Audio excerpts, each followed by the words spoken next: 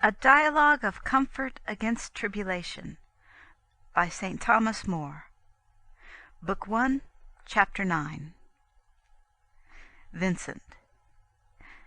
Verily, mine uncle, this first kind of tribulation have you, to my mind, opened sufficiently, and therefore I pray you, resort now to the second. Anthony. The second kind, you know, was of such tribulation as is so sent us by God, that we know no certain cause deserving that present trouble, as we certainly know that upon such and such a surfeit we fell in such and such a sickness, or as the thief knoweth that for a certain theft he is fallen into a certain punishment. But yet, since we seldom lack faults against God, worthy and well deserving of great punishment, indeed we may well think, and wisdom it is to do so, that with sin we have deserved it, and that God for some sin sendeth it, though we know not certainly for which. And therefore thus far is this kind of tribulation somewhat in effect to be taken alike unto the other.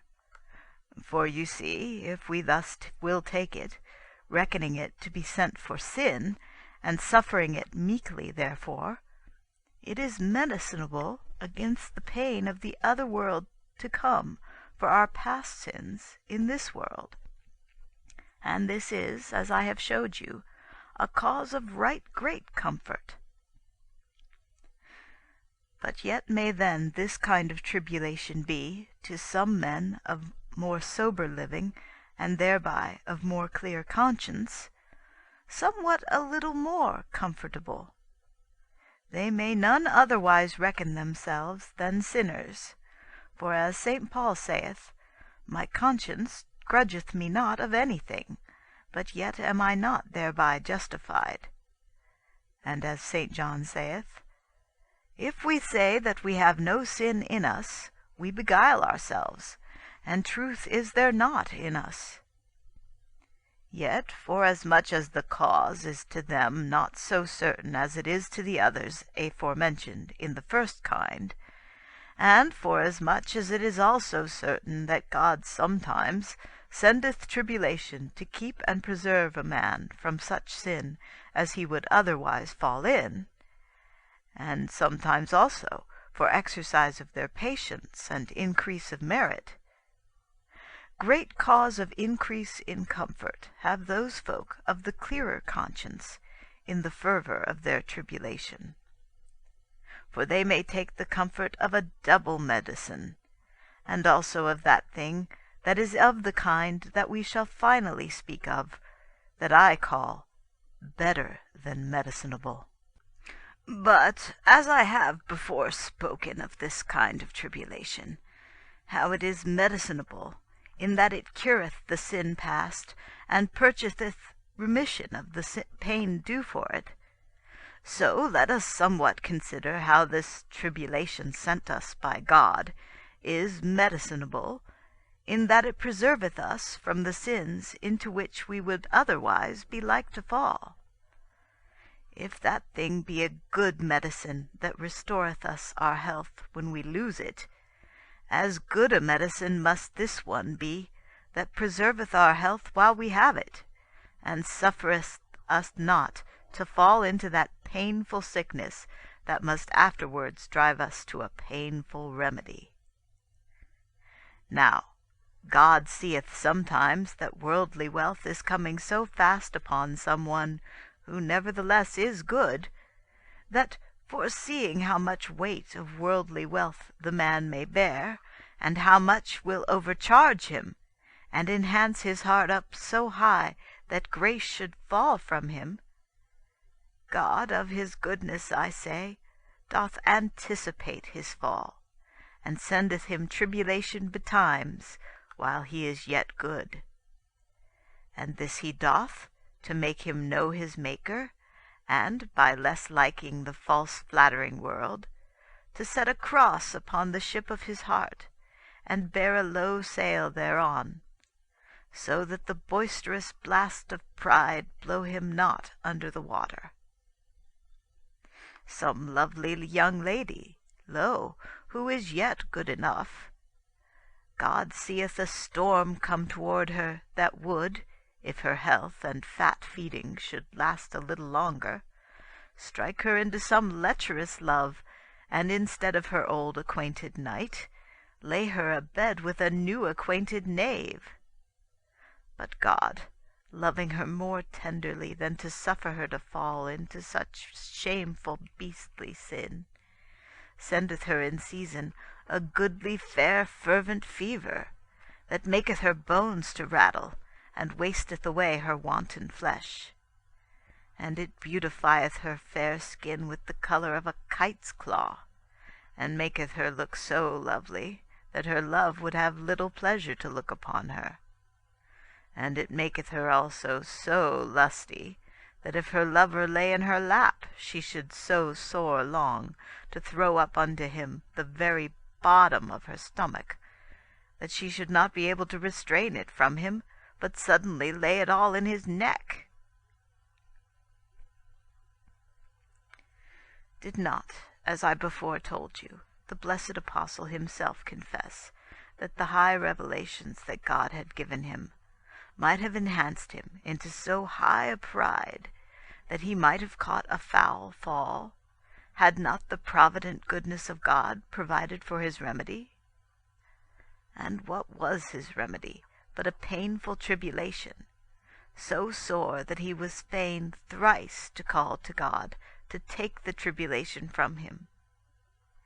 And yet would not God grant his request, but let him lie therein till he himself, who saw more in St. Paul than St. Paul saw in himself, knew well the time was come in which he might well, without his harm, take it from him.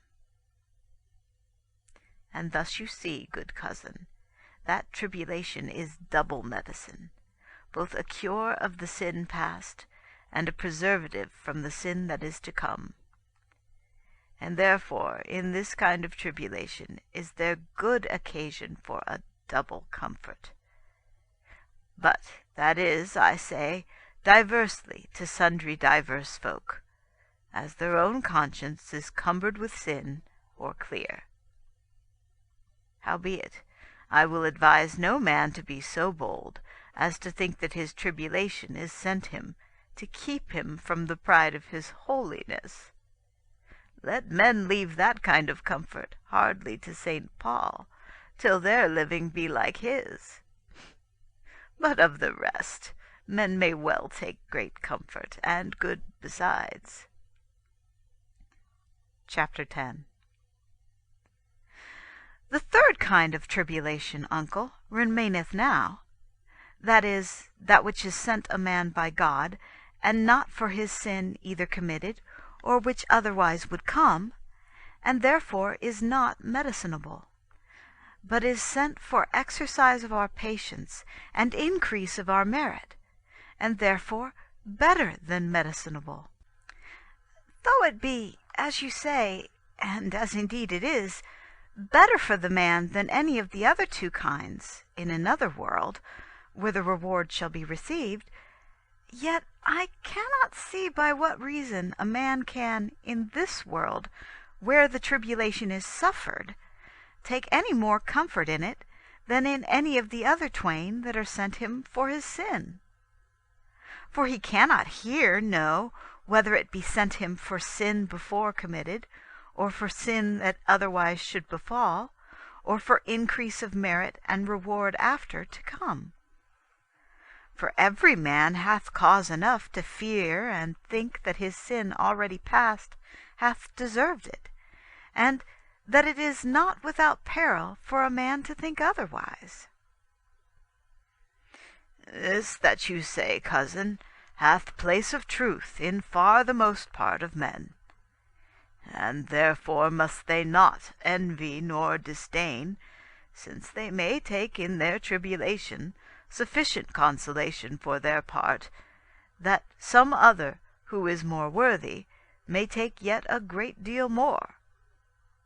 For as I told you, cousin, though the best must confess himself a sinner, yet there are many men, though to the multitude few, who for the kind of their living, and the clearness of their conscience, may well, and without sin, have a good hope that God sendeth them some great grief for the exercise of their patience, and for increase of their merit.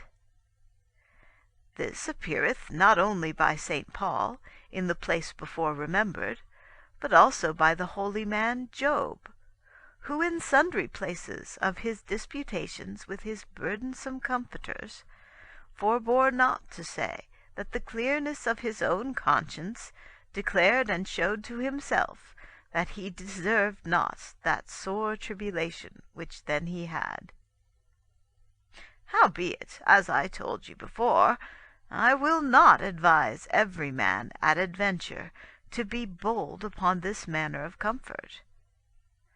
But yet know I some men such that I would dare, for their more ease and comfort in their great and grievous pains, to put them in right good hope that God sendeth it them, not so much for their punishment, as for exercise of their patience. And some tribulations are there also, that grow upon such causes, that in those cases I would never forbear, but always would, without any doubt, give that counsel and comfort to any man. What causes, good uncle, are those? Marry, cousin, wheresoever a man falleth in tribulation for the maintenance of justice, or for the defence of God's cause. For if I should happen to find a man who had long lived a very virtuous life, and had at last happened to fall into the Turk's hands, and if he there did abide by the truth of his faith, and with the suffering of all kinds of torments taken upon his body, still did teach and testify the truth, and if I should, in his passion, give him spiritual comfort, might I be bold to tell him no further, but that he should take patience in his pain, and that God sendeth it to him for his sin, and that he is well worthy to have it, though it were yet much more? He might then well answer me, and other such comforters, as Job answered his. Burdensome and heavy comforters be you. Nay, I would not fail to bid him boldly, while I should see him in his passion, to cast sin and hell and purgatory and all upon the devil's pate, and doubt not but, as if he gave over his hold, all his merit would be lost, and he would be turned to misery. So if he stand and persevere still in the confession of his faith, all his whole pain shall turn all into glory. Yea, more shall I yet say than this.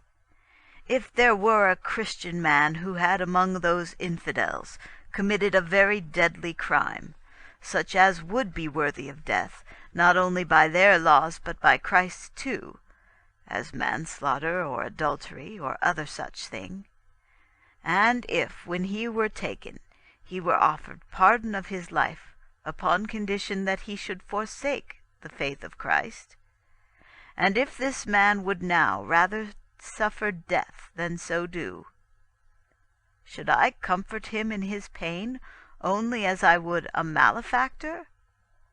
Nay, this man, though he would have died for his sin, dieth now for Christ's sake, since he might live still if he would forsake him.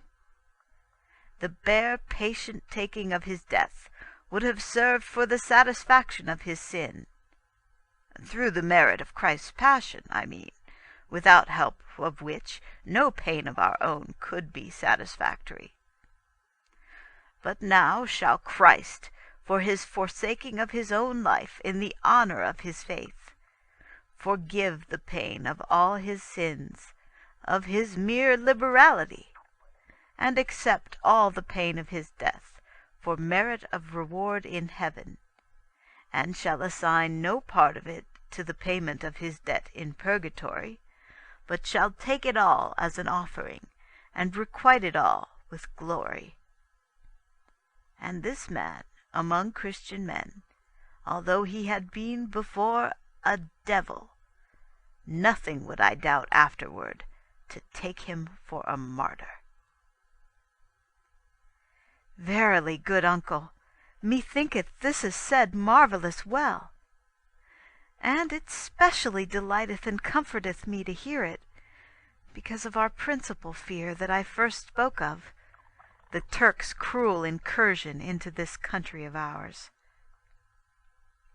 Cousin, as for the matter of that fear, I purpose to touch it last of all, nor meant I here to speak of it, had it not been that the vehemency of your objection brought it in my way. But otherwise I would rather have put instead some example of those who suffer tribulation for maintenance of right and justice, and choose rather to take harm than to do wrong in any manner of matter. For surely if a man may, as indeed he may, have great comfort in the clearness of his conscience, who hath a false crime put upon him, and by false witness proved upon him, and who is falsely punished and put to worldly shame and pain for it, 100 times more comfort may he have in his heart, who, where white is called black and right is called wrong, abideth by the truth, and is persecuted for justice.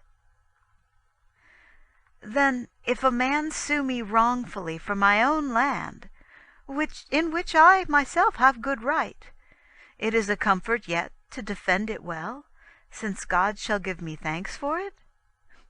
Nay, nay, cousin, nay, there walk you somewhat wide, for there you defend your own right for your own temporal avail. But St. Paul counselleth, defend not yourselves, my more dear friends. And our Saviour counselleth, if a man will strive at thee at the law, and take away thy coat, leave him thy gown too. The defence therefore of our own right asketh no reward. Say you speed well if you get leave, look hardly for no thanks. But, on the other hand, if you do as St. Paul biddeth, seek not for your own profit, but for other folks, and defend therefore of pity a poor widow or a poor fatherless child, and rather suffer sorrow by some strong extortioner than suffer them to take wrong. Or if you be a judge, and have such zeal to justice that you will abide tribulation by the malice of some mighty man, rather than judge wrong for his favour, such tribulations, lo, are those that are better than only medicinable, and every man upon whom they fall may be bold so to reckon them, and in his deep trouble may well say to himself the words that Christ hath taught him for his comfort. Blessed be the merciful men, for they shall have mercy given them. Blessed be they that suffer persecution for justice, for theirs is the kingdom of heaven. Here is a high comfort, lo, for those that are in this case. And their own conscience can show it to them, and can fill their hearts so full with spiritual joy, that the pleasure may far surmount the heaviness and grief of all their temporal trouble. But God's nearer cause of faith against the Turks hath yet a far surpassing comfort, that by many degrees far excelleth this, and that, as I have said, I purpose to treat last. And for this time this sufficeth concerning the special comfort that men may take in this third kind of tribulation. Chapter 11. Of truth, good uncle, albeit that every one of these kinds of tribulations have cause of comfort in them, as you have well declared, if men will so to consider them, yet hath this third kind above all a special prerogative therein. That is undoubtedly true. But yet even the most base kind of them all, good cousin, hath more causes of comfort than I have spoken of yet.